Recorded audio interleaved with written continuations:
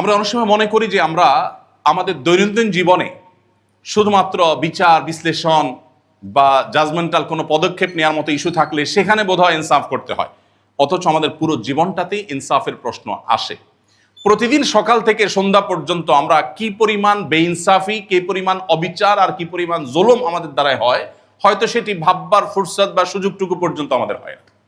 আমি যদি একটা উদাহরণ দেওয়ার চেষ্টা করি তাহলে হয়তো বোঝাটা আরো পরিষ্কার হবে, বোঝাটা আরো সহজ হবে। নবী সাল্লাল্লাহু আলাইহি সাল্লাম একবার মসজিদে নববীতে দেখলেন যে এক ব্যক্তি কোরআন তেলাওয়াত করছে, অন্য কিছু না, কোরআন তেলাওয়াত করছে, একটি ইবাদত করছে, কিন্তু তিনি একটু উচ্চ স্বরে কোরআন তেলাওয়াত করছিলেন। নবী করিম সাল্লাল্লাহু আলাইহি সাল্লাম তখন তাকে ডেকে বললেন, তুমি যে আল্লাহকে শোনাবার জন্য কোরআন তেলাওয়াত করছো সে আল্লাহ বধির নন, তিনি মনের কথাও শুনতে পান, সো তোমাকে এত আওয়াজ করে কোরআন তেলাওয়াত করতে হবে না যেটা তোমার আশেপাশে থাকা মসজিদে অন্য মুসল্লিদের ডিস্টার্বের কারণ হয়। আজকে আপনি দেখবেন আমরা রাজনৈতিক সমাবেশের নামে, সংস্কৃতি বিনোদনের নামে, এমনকি ধর্মের নামে আমরা মানুষকে অতিষ্ঠ করি। দূর দূরান্তে মাইক লাগিয়ে দিয়ে আমরা মানুষকে রাত বিরাত পর্যন্ত কষ্ট দেই।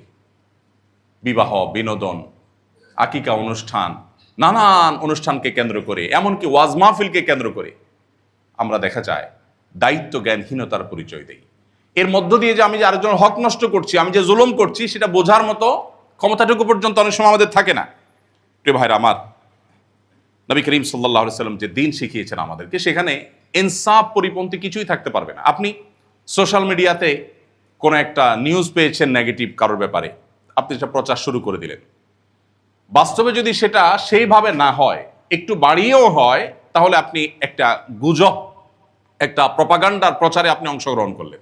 এবং যেই ব্যক্তি কেন্দ্রিক এই নিউজ, অনেক সময় নেগেটিভ নিউজগুলো প্রচার করতে আমরা একটু মজা বেশিও পাই, যে অমুক ধরা পড়েছে, অমুকের কেলেঙ্কারি ফাঁস হয়েছে, তিল হয়তো তাল হয়েছে, আমরা সেটাকে নির্দ্বিধায় প্রকাশ করি, প্রচার করি। কিন্তু এর মধ্য দিয়ে যে আমি একটা গুনাহ করছি, আমি যে একটা পাপ করছি, আমার যে ইনসাফ পরিপন্থী কাজ হচ্ছে, সেটা বোঝবার মতো সুযোগ অনেক সময় হয় না, বা সেই যোগ বিয়োগটা আমরা করতে পারি না। অনেক সময় দেখা যায় অন্যের সময় বা শ্রম নষ্ট করছি, মানুষ আমার জন্য অপেক্ষা করছে, আমি হয়তো এমন অবস্থানে আছি যে আমি দেরি করে গেলেও কিছু হবে না, কিন্তু অনেকগুলো মানুষ অপেক্ষা করছে। তাহলে তাদের যে সময় নষ্ট হচ্ছে, এটা তাদের হক নষ্ট করা, তাদের প্রতি অবিচার করা, এটা ইনসাফ পরিপন্থী কাজ। ঠিক একইভাবে কাউকে আপনি ভুল তথ্য দিলেন, তাহলে তার প্রতি আপনি অবিচার করলেন, অন্যের অধিকার হরণ করলেন। যতভাবে অধিকার হরণ হতে পারে সবটাই বেইনসাফের মধ্যে পড়ে। নবী করিম সাল্লাল্লাহু আলাইহি সাল্লাম বলেছেন, ইযা হাদ্দাসার রাজুলু ফালতাফাতা ফাহিয়া আমানা। আপনার সাথে কেউ কথা বলেছে, আপনি কারোর সাথে কোনো কথা বলেছেন, আলাপ করেছেন, সে আপনার সাথে কিছু কথা বলে যখন সরে যায়, তখন সেটা আপনার কাছে আমানত হয়ে যায়। আপনি সেটা চাইলে আরেকজনের কাছে প্রকাশ করতে পারেন না, কিন্তু আমরা নির্দ্বিধায় অনেক সময় এই ধরনের কথা প্রচার করছি। আপনি পাবলিক বাসে যাচ্ছেন, পাবলিক পরিবহনে যাচ্ছেন, আপনার পাশের সিটের লোকটা আপনার দ্বারা কষ্ট পাচ্ছে কিনা, আপনি দাঁড়াচ্ছেন, পাশের লোকটা কোনো ডিস্টার্ব হচ্ছে কিনা, এটা দেখা গুরুত্বপূর্ণ। বাট আমরা নিজের স্বার্থ এবং শুধুই নিজের সুবিধাটা বিবেচনা করি। অনেক সময় দেখা যায় আমি নামাজে কালামে ধার্মিক, আমি অন্যান্য ক্ষেত্রে ধার্মিকতার পরিচয় দিই, কিন্তু এই সময়টাতে আমার ধার্মিকতার কথা আমাদের মাথায় আসে না, অথচ সেখানেও কিন্তু আমার মাধ্যমে অবিচার হতে পারে, ইনসাফ পরিপন্থী কাজ হতে পারে।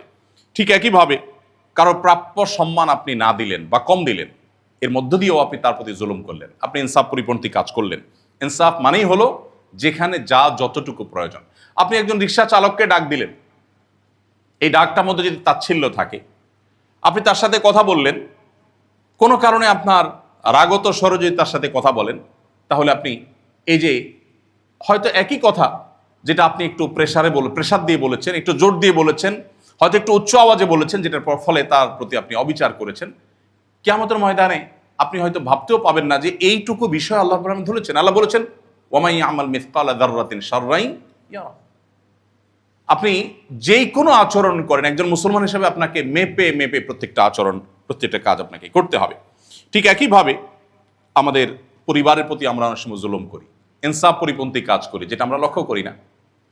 আমাদের প্রতিবেশী, আমাদের সহকর্মী, পরিচিত মানুষজন, অপরিচিত মানুষজন, সবার সাথে ইনসাফ করার, সবার সাথে ন্যায়সঙ্গত আচরণ করবার প্রশ্ন কিন্তু আছে। ঠিক একইভাবে আমরা যখন কোনো কিছু অপচয় করি, তখনও বেইনসাফি হয়, তখনও অন্যায় হয়, তখন কিন্তু অবিচার হয়। এবং সেটা যে অবিচার, এটা অনেক সময় আমরা মাথায় রাখি না। আমি মনে করি আমার টাকার কেনার জিনিস, দেখুন গোটা পৃথিবীর সব সভ্যতা আপনাকে বলবে আপনার টাকার কেনার জিনিস আপনি নষ্ট করছেন, অপচয় করছেন, আপনি কিছু খাচ্ছেন, কিছু ফেলে দিচ্ছেন, কারোর কিছু বলার নাই। ইসলাম বলে না, আপনার এই স্বাধীনতা আপনাকে দেয়া হয়নি, আপনি ফেলতে পারেন, কিন্তু কিয়ামতের দিন আপনাকে প্রতিটি দানা সম্পর্কে জিজ্ঞাসিত করা হবে। আজকে পৃথিবীতে যে ক্রাইসিস, আজকে যে দুর্ভিক্ষ, আজকে যে অভাব, এটা পৃথিবীর বন্টন নীতির ত্রুটির কারণে। আমরা সবাই জানি ফিলিস্তিনের গাজার মানুষরা না খেয়ে আছে, খাদ্যের অভাবে না, খাদ্যের অভাবে না, তাদেরকে সিস্টেমিক্যাল দুর্ভিক্ষের মধ্যে ফেলে দেওয়ার কারণে। ঠিক একইভাবে আমি যখন খাবারের অপচয় করি, ঠিক ওই সময়টাতে পৃথিবীর কোথাও না কোথাও কেউ না কেউ হয়তো খাবারে কষ্ট করছেন। ইসলাম আমাকে সেটা অ্যালাউ করে না। তো একজন মুসলমান তিনি যতটা দায়িত্বশীল হবেন, পৃথিবীতে তার মতো এত দায়িত্বশীলতা পৃথিবীতে অন্য কোনো মানুষের মধ্যে পাওয়ার কথা নয়। সময়ত উপস্থিতি ঠিক একইভাবে আজকে পরিবেশ দূষণের শিকার আমরা, ফ্যাক্টরি রেভলিউশনের নামে বা নানা নামে আমরা পৃথিবীর যে আসল চরিত্র সেটাকে নষ্ট করেছি। এখন পৃথিবীকে আমরা আবার আগের জায়গা নেওয়ার চেষ্টা করছি। মুহাম্মদ সাল্লাল্লাহু আলাইহি সাল্লাম আজ থেকে প্রায় 1450 বছর আগে, যখন পৃথিবীর পরিবেশ যখন বিপর্যস্ত হয়নি, পরিবেশ যখন দূষিত হয়নি, তখন তিনি বলেছেন তোমার হাতে যদি কোনো গাছের চারা থাকে আর তুমি দেখতে পাও আল্লাহর ফেরেশতা ইসরাফিল সিংহে ফুৎকার দেওয়ার প্রস্তুতি নিয়েছেন, ওই অবস্থায়ও তুমি গাছের চারাটা রোপণ করে দাও। ইসরাফিলের সিংহা ফুৎকার দেওয়ার পর সুইচ টিপার পর সৃষ্টি জগৎ সব তুলার মতো উঠতে থাকবে, কোরআন বলেছে। সেটা জানার পরও তুমি গাছের চারাটা লাগিয়ে দাও, এর ফলে তোমাকে আল্লাহ তাআলা সওয়াব দিবেন। নবীজি সাল্লাল্লাহু আলাইহি ওয়াসাল্লাম বলেছেন তোমাদের কেউ যদি কোনো গাছের চারা লাগায়, কোনো বৃক্ষ রোপণ করে, সেই গাছ থেকে যদি কোনো ফল ফসল, তার পাতা পল্লব থেকে কোনো মানুষ, এমনকি কোনো পশু পাখি পোকামাকড় পর্যন্ত যদি খায়, তাহলে তারা যা এখান থেকে খাদ্য গ্রহণ করলো, তারা যে অক্সিজেন গ্রহণ করলো, তার ফলশ্রুতিতে আল্লাহ তাআলা তোমার আমলনামাতে সওয়াব লিপিবদ্ধ করবে। তুমি টাকা পয়সা দান করলে, ডোনেশন করলে, মানুষকে আহার দিলে যে সওয়াবটা পেতে, বৃক্ষরোপণ করার মধ্য দিয়ে তুমি সেটি লাভ করতে পারো, এবং তার চাইতে কোনো কোনো ক্ষেত্রে বেশি করতে পারো। কারণ আমি মানুষকে দাওয়াত দিয়ে খাওয়াতে পারি, পিপিলিকাকে নয়, পোকামাকড়কে নয়, কীটপতঙ্গকে নয়, পশু পাখিকে নয়, কিন্তু বৃক্ষরোপণ করার মধ্য দিয়ে নবীজি বলেছেন তুমি সেই সওয়াবটা লাভ করতে পারো। যখন পৃথিবীর এই অবস্থা হয়নি, যখন পরিবেশ দূষিত হয়নি, তখন নবী সাল্লাল্লাহু আলাইহি সাল্লাম পরিবেশ সুরক্ষিত রাখবার জন্য, পরিবেশ ভালো রাখবার জন্য তার যে নির্দেশনাগুলো ছিল, এগুলো মনে হয় যে 2025-এর পৃথিবীর জন্য যেন তিনি আজকেই বলে গেছেন, অথচ কথাগুলো বলেছেন প্রায় 1.5 সহস্রাব্দী আগে। তাহলে আমরা যখন পরিবেশ নষ্ট হওয়ার মতো কোনো কাজ করব, তখন আমার দ্বারা জুলুম হতে পারে। আমি চিপস খেয়ে ঠোঙাটা ছেড়ে দিলাম গাড়ির বাহিরে অথবা রাস্তাঘাটে, এই ঠোঙা হয়তো কোনো ড্রেনে গিয়ে পড়লো, সেখানে পানি জমা হয়ে ড্রেনের স্বাভাবিক প্রবাহকে ব্যাহত করলো, অথবা আমি ডাব খেয়ে ডাবের মালাটাকে কোথাও ফেলে দিলাম, সেখানে পানি জমলো, সে পানিতে কোনো ডেঙ্গু মশা তৈরি হয়ে হয়তো বা কাউকে কামড় দিয়েছে, যাকে কামড় দিয়েছে হয়তো কোনো গরিব মানুষ আইসিইউ পর্যন্ত চলে গেছে, হয়তোবা দুনিয়া থেকেও চলে যেতে হয়েছে, হয়তো ফ্যামিলিটা নিঃস্ব হয়ে গেছে আমার একটা ডাবের মালা থেকে। বাট আমি যখন ফেলছি তখন এটুকু আমি চিন্তাও করছি না যে আমাকে নবী সাল্লাল্লাহু আলাইহি সাল্লাম বলেছেন ইমাতাতুল আযা আনিত তারিক, রাস্তায় তোমার ফেলার তো প্রশ্নই ওঠে না, অন্য কেউ যদি কোনো কিছু ফেলে তুমি অ্যাজ এ মুসলিম সেটাকে তুলে যথাস্থানে ফেলা, এটা তোমার ইমানের দাবি। পথ পরিষ্কার করা ইমানের অঙ্গ। আমি জানি না আমাদের মধ্যে কজন মানুষ আছে যে বলতে পারবো যে আমি আজ এই পুরো দিনের মধ্যে কোথাও কেউ কোনো টিস্যু ফেলেছে অজায়গায়, সেটাকে আমি যথাস্থানে ফেলে দিয়েছি। এরকম দায়িত্বশীলতার পরিচয় আমরা কজন মানুষ দিতে পারি? কিন্তু ইসলাম আমাদেরকে সেই কথাটি বলেছে। সময়ত উপস্থিতি, পৃথিবীকে সাজাবার জন্য, আমাদের দেশকে সমৃদ্ধ করবার জন্য মুহাম্মদ সাল্লাল্লাহু আলাইহি সাল্লামের সিরাত চর্চার কোনো বিকল্প আমাদের সামনে নেই। অতএব বারবার করে তাকে আমাদের অধ্যয়ন করতে হবে, তাকে পাঠ করতে হবে, পুনর্পাঠ করতে হবে।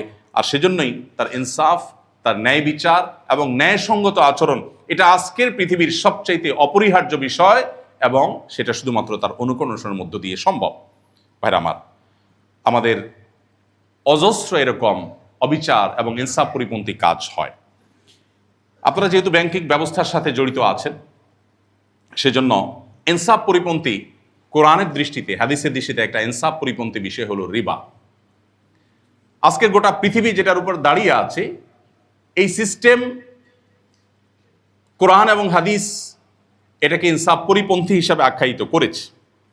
রিবা বলতে আমরা সাধারণত শুধু সুদকে মনে করি, অথচ সুদের বাইরেও রিবার আরও বিভিন্ন প্রক্রিয়া এবং পদ্ধতি আছে। নবী করিম সাল্লাল্লাহু আলাইহি সাল্লাম সেটাকে নিষেধ করেছেন। কোরআনে আল্লাহ তাআলা বহু হারামের তালিকা উল্লেখ করেছেন। মৃত পশু খাওয়া হারাম করেছেন, রক্ত খেতে আল্লাহ নিষেধ করেছেন, অনেক কিছু আল্লাহ নিষেধ করেছেন, শূকর খেতে আল্লাহ নিষেধ করেছেন। কিন্তু একটি হারামের ব্যাপারে আল্লাহ তাআলা যুদ্ধ ঘোষণা করেছেন, অন্য কোনো হারামের ক্ষেত্রে সেটা করেন নাই। এটা খুবই সিগনিফিকেন্ট। এবং কোরআন যেটাকে যত কঠোরভাবে নিষেধ করে, আজকের পৃথিবী তত অ্যাগ্রেসিভলি সেটাকে পুশ করে এবং প্রতিষ্ঠা করে। এটা হলো বাস্তবতা।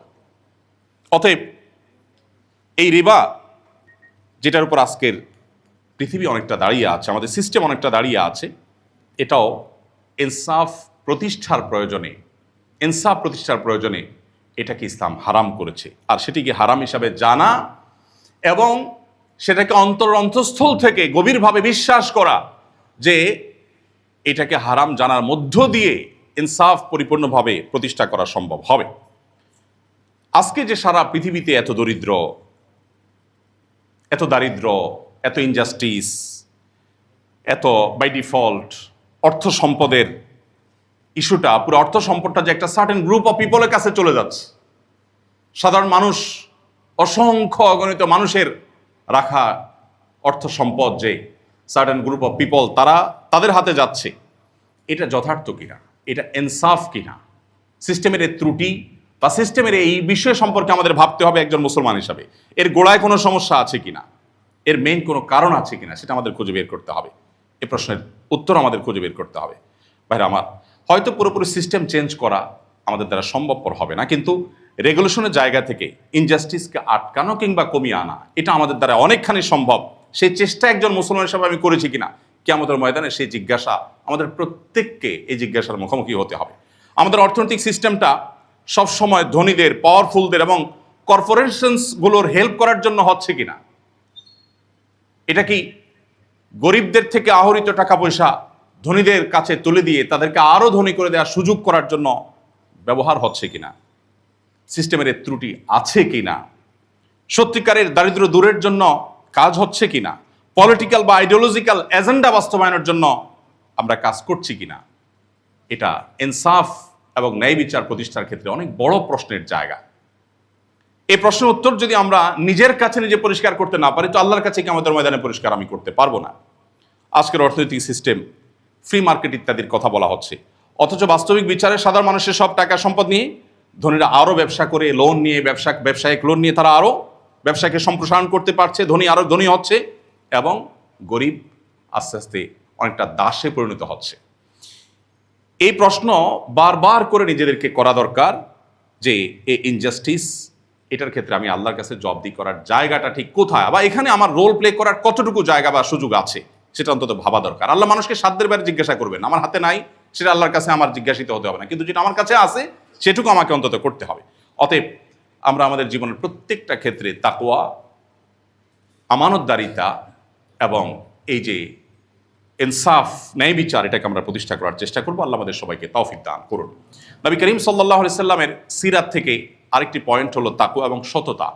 এটা নিয়ে আমি কয়েকটি কথা বলতে চাই। সত্যতা এবং সত্যবাদিতা, এটা এখন আমাদের হারিয়ে যাওয়া সম্পদগুলোর একটি। আমরা শুরু থেকে যেটি বলে আসছিলাম, আজ নামাজে কালামি মুসলমান পাওয়া যায়, সাদা বুক ভর্তি দাড়িওয়ালা মুসলমানও পাওয়া যায়, লম্বা জুব্বা বা টুপি পরা মুসলমানও পাওয়া যায়, অনেক সুন্দর তেলাওয়াতকারী মুসলমানও পাওয়া যায়, কিন্তু আজ সেই মুসলমান খুব বেশি পাওয়া যায় না যে মুসলমান তার প্রত্যেকটা ক্ষেত্রে তিনি সততার পরিচয় দিতে পারবেন। এই যে ইসলামকে আমাদের মতো করে বোঝার যে একটা প্রবণতা, এটা মূলত আমাদেরকে ইসলাম থেকে বিচ্যুত করে দিচ্ছে, আমাদেরকে ট্র্যাক থেকে সরিয়ে দিচ্ছে। এখন মুহাম্মদ সাল্লাল্লাহু আলাইহি সাল্লামের সিরাত থেকে আমাদেরকে দূরে সরিয়ে দিচ্ছে। নবী সাল্লাল্লাহু আলাইহি সাল্লাম বলেছেন, আত-তাজিরুস সাদুকুল আমিন মান নবিয়্যিন ওয়াস সিদ্দিকিন ওয়াশ শুহাদা, সত্যবাদী এবং বিশ্বস্ত ব্যবসায়ীরা কিয়ামতের ময়দানে সিদ্দিকদের সাথে, শহীদদের সাথে, নবীদের সাথে তারা উঠবে। নবী সাল্লাল্লাহু আলাইহি সাল্লাম একদিন বাজারে গেলেন। বাজারে গিয়ে তিনি সরাসরি বাজার মনিটর করছিলেন। বাজার তদারকি করতে গিয়ে দেখলেন যে খাদ্যশস্য বিক্রি করা হচ্ছে একটা বাজারে। তিনি এক বিক্রেতার খাদ্যশস্যের দিকে তাকিয়ে একটু সন্দেহ হলো তার। তিনি খাদ্যশস্যের ভেতরে হাত ঢুকিয়ে দিলেন। ঢোকানোর পর ভেতর থেকে আনা গম বা এই জাতীয় কোনো খাদ্যশস্য দেখতে পেলেন ভেজা, তখন নবীজি বললেন, তোমার উপরে খাদ্যশস্যগুলো বেশ শুকনো, কিন্তু ভেতরে নিচে যেগুলো আছে সেগুলো সব ভেজা। তুমি আমাকে জবাব দাও যে তুমি এই প্রতারণা কেন করলে? তখন লোকটি বলল, হে আল্লাহর রাসূল, আসলে বৃষ্টি এসেছে, কিছু ভিজে গেছে, এজন্য উপর দিয়ে আমি শুকনাগুলোর প্রলেপ দিয়ে দিয়েছি, যাতে ক্রেতা বুঝতে না পারে, দেওয়ার সময় তাকে আমি মেপে ভেজাগুলো সহ দিয়ে দিচ্ছি। তখন নবী সাল্লাল্লাহু আলাইহি ওয়াসাল্লাম বলেছেন, মান গাসসা ফালাইসা মিন্না, যে ব্যক্তি ধোঁকা দেয় সে আমার উম্মত নয়। আমাদের সমাজ যদি আমরা একটু কম্পেয়ার করি এটাকে, আমাদের সবজি বিক্রেতা বলুন, ফল বিক্রেতা বলুন, যত রকমের এই জাতীয় ব্যবসা বাণিজ্য, খাদ্যশস্য বা এই জাতীয় ব্যবসা বাণিজ্য যারা করছেন, এমনকি মুদি দোকানই বলুন, সাধারণত সাজানোর সময় এমনভাবে সাজায় যে উপর দিয়ে যেগুলো আছে আর ভেতরে বা তলে যেগুলো আছে সেগুলোর মধ্যে আসমান এবং জমিন পার্থক্য। এবং এইটাকে আমার মনে হয় না 1% মানুষও মনে করে যে এটা প্রতারণার মধ্যে পড়ে। এটাই আমাদের সিস্টেম হয়ে গেছে, এটাকেই আমরা স্বাভাবিক বানিয়ে নিয়েছি। এটা তো হলো একেবারে সাধারণ পর্যায়ে, একেবারে সর্বোচ্চ পর্যায় থেকে যে সমস্ত অসাধুতা হয় সেগুলোর কোনো সীমারেখা বলে শেষ করা কঠিন। অতএব নবী সাল্লাল্লাহু আলাইহি সাল্লাম যে আমানতদার, তিনি যে বিশ্বস্ত ছিলেন, সেই বিশ্বস্ততা আমাদের মধ্যে আনতে হবে। আপনারা জানেন আমাদের নবীজির উপাধি ছিল আল আমিন। কি ছিল তার উপাধি? আল আমিন মানে কি জানো?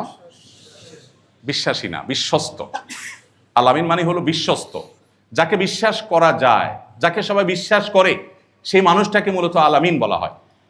নবী করিম সাল্লাল্লাহু আলাইহি সাল্লামকে আল আমিন বলেছিল মক্কার মানুষেরা, যে মানুষরা তাকে নবী হিসাবে, রাসূল হিসাবে স্বীকার করে নাই, তাকে নবী হিসাবে, রাসূল হিসাবে স্বীকৃতি দেয়নি, কিন্তু তাকে বিশ্বস্ত হিসাবে স্বীকৃতি দিয়েছে। শত্রুর কাছ থেকে বা ভিন্ন মতের মানুষের কাছ থেকে সার্টিফিকেট পাওয়ার মতো মূল্যবান সার্টিফিকেট আরেকটি হতে পারে না। নবী সাল্লাল্লাহু আলাইহি ওয়াসাল্লাম সেটি পেয়েছেন। কিভাবে পেয়েছেন? কারণ তার জীবনে তিনি বিশ্বস্ততার এমন এমন উদাহরণ সৃষ্টি করেছেন যেগুলো মানব ইতিহাসের হয়তো আর কেউ করতে পারেনি। চলমান যুদ্ধ পরিস্থিতি কিংবা কোনো সংকট কিংবা দুর্ভিক্ষ, এটার ভয়ে আমাদের অনেক মানুষকে দেখা যায় যে আমরা নিত্য প্রয়োজনীয় খাদ্যদ্রব্য বিশেষ করে এবং অন্যান্য একান্ত প্রয়োজনীয় সামগ্রীগুলো আমরা অধিক পরিমাণে কিনে নিজের বাসা বাড়িতে রেখে দিই। কমার্শিয়াল উদ্দেশ্যে বা বাণিজ্যিক উদ্দেশ্যে যেরকম রাখার নজির আছে, আমাদের ব্যক্তিগত প্রয়োজনে আমরা অনেকে এটি রেখে দিই।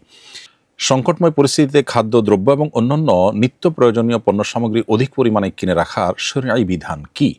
খুবই গুরুত্বপূর্ণ একটি প্রশ্ন।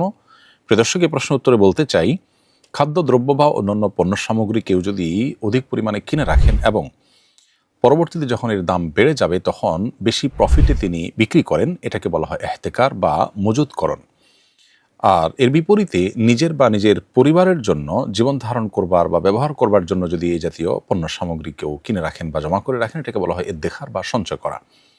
শরিয়ার দৃষ্টিকোণ থেকে স্বাভাবিক অবস্থা যখন বিরাজ করে, অর্থাৎ কোনো দেশীয় বা বৈশ্বিক বড় কোনো সংকট নেই কিংবা যুদ্ধ পরিস্থিতিতে নেই এবং দুর্ভিক্ষ কিংবা দুর্ভিক্ষের ঘন ঘটা বা পদধ্বনি শোনা যাচ্ছে এমন কোনো পরিবেশ পরিস্থিতি নেই, এরকম স্বাভাবিক অবস্থায় কেউ যদি কোনো পণ্য কিনে রাখেন যে এটা যখন দাম বাড়বে তখন আমি বিক্রি করব, তো শরিয়ার দৃষ্টিকোণ থেকে এটি নিষিদ্ধ নয়। ঠিক একইভাবে নিজের বা নিজের পরিবারের ভরণ পোষণের জন্য যদি খাদ্যদ্রব্য বা অন্যান্য পণ্য সামগ্রী কেউ সঞ্চয় করে রাখেন, তো শরিয়ার দৃষ্টিকোণ থেকে সেটাও নিষিদ্ধ কিংবা নাজায়েজ নয় স্বাভাবিক অবস্থায়। আমাদের দেশে আলু, পেঁয়াজ, রসুন এ জাতীয় অনেক ফসল আছে যে ফসল সারা বছর জুড়ে হয় না, বরং নির্দিষ্ট সময়ে হয় এবং এত অধিক পরিমাণে হয় যে এটা ওই সময়ে সারা দেশে মানুষ খেয়ে শেষ করতে পারেন না। ফলশ্রুতিতে এই ফসলের একটা অংশ বরং রেখে দিতে হয়, মজুত করতে হয় এবং যে সময় ফসল হয় না তখন এটি মানুষের মধ্যে সরবরাহ করতে হয়।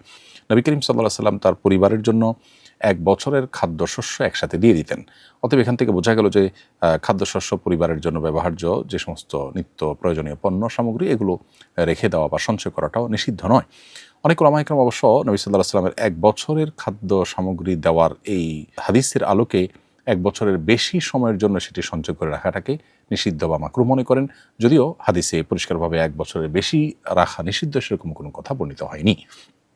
এবার আসা যাক, সংকটকালীন সময়ে আমরা যদি এমনটি করি, বিশেষ করে চলমান যুদ্ধ পরিস্থিতি কিংবা কোনো সংকট কিংবা দুর্ভিক্ষ, এটার ভয়ে আমাদের অনেক মানুষকে দেখা যায় যে আমরা নিত্য প্রয়োজনীয় খাদ্যদ্রব্য বিশেষ করে এবং অন্যান্য একান্ত প্রয়োজনীয় সামগ্রীগুলো আমরা অধিক পরিমাণে কিনে নিজের বাসা বাড়িতে রেখে দিই। কমার্শিয়াল উদ্দেশ্যে বা বাণিজ্যিক উদ্দেশ্যে যেরকম রাখার নজির আছে, আমাদের ব্যক্তিগত প্রয়োজনে আমরা অনেকে এটি রেখে দিই। এই ব্যাপারে শরিয়ার দৃষ্টিকোণ হলো, এর ফলে যদি মানুষের ক্ষতির কোনো শঙ্কা থাকে বা মানুষের কষ্টের কোনো কারণ হয়, তাহলে সেটি কিন্তু জায়েজ নয়। এমনকি স্বাভাবিক অবস্থাতেও যদি মানুষের ক্ষতি হতে পারে, এই পর্যায়ে যদি কেউ সঞ্চয় করেন কিংবা মজুতদারি করেন, তাহলে সেটাকে শরিয়া অনুমোদন করে না। শরিয়ার মূল উদ্দেশ্য হলো মানুষের জন্য ক্ষতির কোনো কারণ যেন না হয়, সেভাবে নিজের ব্যবসা বাণিজ্য, নিজের সব কিছুকে পরিচালনা করা। কারণ নবী করিম সাল্লাল্লাহু আলাইহি ওয়াসাল্লাম বলেছেন, লা দরারা ওয়ালা দিরারা, একজন মুসলমান কাউকে ক্ষতিগ্রস্ত যেমন করতে পারবেন না, নিজেও ক্ষতিগ্রস্ত নিজে থেকে হতে পারবেন না। আরেকটি হাদিসে নবী সাল্লাল্লাহু আলাইহি ওয়াসাল্লাম বলেছেন, মান দররাহুল্লাহ ওয়া মান শাক্কা শাক্কাল্লাহু আলাইহি। অর্থাৎ যে ব্যক্তি কারোর ক্ষতি সাধন করবে, আল্লাহ রাব্বুল আলামিন তার জন্য ক্ষতি সাধন করার ফয়সালা করবেন। কেউ যদি কারোর কষ্টের কারণ হয়, আল্লাহ তাআলা তার জন্য কষ্টকে অবধারিত করে দিবেন। এজন্য একজন মুসলমান কখনো এমন কিছু করতে পারে না যা অন্যের কষ্টের কারণ হতে পারে। এখন সংকটকালীন সময়ে যদি আপনি যে কোনো পণ্য, খাদ্য, দ্রব্য ইত্যাদি আপনি মজুত করে রাখেন, তাহলে আপনি জানেন যে কয়েকদিনের মধ্যে বা অল্প সময়ের মধ্যে বা কিছু সময় পর মানুষ যখন সংকটে পড়বে, জিনিস থাকবে না, বাজারে পাওয়া যাবে না, তখন আপনি এটার দাম বাড়িয়ে বিক্রি করবেন। কোনো জিনিসের দাম বাড়তে পারে এটা জেনে আপনি বর্তমানে যা আছে সেটা আপনি সরিয়ে রাখলেন, পরবর্তীতে দাম বাড়ার পরে বিক্রি করলেন। এই বিষয়গুলো শরিয়ার দৃষ্টিকোণ থেকে জায়েজ নয়। নবী সাল্লাল্লাহু আলাইহি ওয়াসাল্লাম বলেছেন, লা ইয়াহতাকিরু ইল্লা খাতি। এই জাতীয় মজুতদারি সেই করে যে অপরাধী, যে গুনাহগার, অর্থাৎ কোনো ভালো মানুষ এটি করতে পারে না। আর নিজের পরিবারের জন্য, সঞ্চয়ের জন্য বা ব্যবহারের জন্য যে খাদ্যদ্রব্য ইত্যাদি কেনার ব্যাপার আছে, এক্ষেত্রেও একই কথা প্রযোজ্য যে যদি এর ফলে ক্রাইসিস তৈরি হয় বাজারে বা অন্য মানুষের জন্য, তাহলে সেটা জায়েজ নেই। যেমন আমরা কোভিড-19 সময় লক্ষ্য করেছি যে অনেকে চাল, ডাল, তেল, লবণ, নিত্য প্রয়োজনীয় জিনিসপত্র তার আশপাশের দোকান থেকে তার টাকা আছে বলে তিনি অনেক পরিমাণে কিনে তার বাসায় সঞ্চয় করেছেন এবং এভাবে কয়েকজন নিয়ে পুরো দোকানে জিনিস শেষ করে ফেলেছেন। বাকি অন্য মানুষের কিনতে গিয়ে দেখা গেছে যে সংকট এবং অভাব দেখা দিয়েছে। তো এই ধরনের পরিস্থিতিতে যেহেতু অন্য মানুষের কষ্ট হয়, বিধায় এই পরিমাণে কেনা, যে যার ফলে অন্যের কষ্ট হতে পারে বা আমি এরকম আমার মতো আর অনেকে কিনলে সংকট তৈরি হতে পারে, এরকম যদি হয়, তাহলে সেক্ষেত্রে একজন ইমানদার এ ধরনের সঞ্চয় করা থেকেও বিরত থাকবেন। বরং কঠিন এবং সংকটময় পরিস্থিতিতে ইমানদার আল্লাহর উপর তাওয়াক্কুল করবেন, ভরসা করবেন। তিনি তার জায়গা থেকে চেষ্টা করবেন এবং তার বিশ্বাস থাকতে হবে, আমি যতই সঞ্চয় করি না কেন, আল্লাহ যদি আমার জন্য ভোগান্তি এবং কষ্ট লিখে রাখেন, সেটা আমাকে পোহাতেই হবে। আর আমি শুধুমাত্র আমার এবং আমার পরিবারের চিন্তা না করে, বরং আমি আমার পরিবার এবং আমার আশপাশের মানুষের চিন্তা আমাকে করতে হবে। এটাই হলো দ্বীনের শিক্ষা, এটাই হলো ইসলামী মূল্যবোধ, এবং এটাই হলো আল্লাহ রাব্বুল আলামিন আমাদেরকে যে দিন দিয়েছেন সেই দিনের সৌন্দর্য। বিধায় সেই জিনিসটি আমাদের চর্চা করতে হবে এবং অধিক মুনাফার উদ্দেশ্যে মজুতদারি করা, সংকট তৈরি করা এবং অধিক মুনাফার জন্য অবৈধভাবে মজুতদারি করা, এটা যেমন একজন মুসলমানের জন্য সাজে না, ঠিক তেমনিভাবে নিজের এবং নিজের পরিবারকে বাঁচাবার জন্য অধিক পরিমাণে সঞ্চয় করে বাজারে সংকট তৈরি করা বা অনেক মানুষ সঞ্চয় করলে সংকট তৈরি হতে পারে, সেরকম পরিস্থিতির সৃষ্টি করা, এটা কোনো ইমানদারের জন্য জায়েজ নয়। বিধায় স্বাভাবিক অবস্থায় ইহতেকার বা মজুতকরণ কিংবা দেখার বা সঞ্চয় করা এগুলো জায়েজ হলেও সেটার জন্য শর্ত হলো তাতে যেন কোনো মানুষের বা অন্য সাধারণের সর্বস্তরের মানুষের ক্ষতির কারণ না হয়, বাজারে সংকট তৈরি না হয়। কৃত্রিম সংকট তৈরি করার উদ্দেশ্যে যদি করা হয়, সেটা সর্বাবস্থায় নাজায়েজ হয়। আর আপৎকালীন সময়ে, সংকটকালীন সময়ে, যুদ্ধ অবস্থা বা দুর্ভিক্ষ চলাকালীন সময় বা দুর্ভিক্ষের ঘনঘটা বা পদধ্বনি শোনা যায়, এরকম সময়গুলোতেও আমাদের দায়িত্বশীল আচরণ করতে হবে, আল্লাহর উপর ভরসা রাখতে হবে এবং শুধুমাত্র নিজের এবং নিজের পরিবারের চিন্তা না করে গোটা সমাজে মানুষের চিন্তা করতে হবে। না হলে আমরা গুনাহগার হতে পারি, আল্লাহর কাছে জবাবদিহিতার মুখোমুখি হতে পারি। আল্লাহ রাব্বুল আলামিন সকল কঠিন পরিস্থিতিতে আমাদেরকে আল্লাহর প্রিয় পাত্র এবং একজন ইমানদারের যে চরিত্র, সেই চরিত্র ধারণ করার তৌফিক দান করুন এবং নিজের লোভ, মোহ এবং শুধুমাত্র পার্থিব লালসা এবং শুধু নিজ এবং নিজের পরিবারকে বাঁচিয়ে রাখার যে স্বার্থপরের মতো চিন্তা, সেই চিন্তা থেকে আল্লাহ আমাদেরকে বেরিয়ে আসার তৌফিক দান করুন।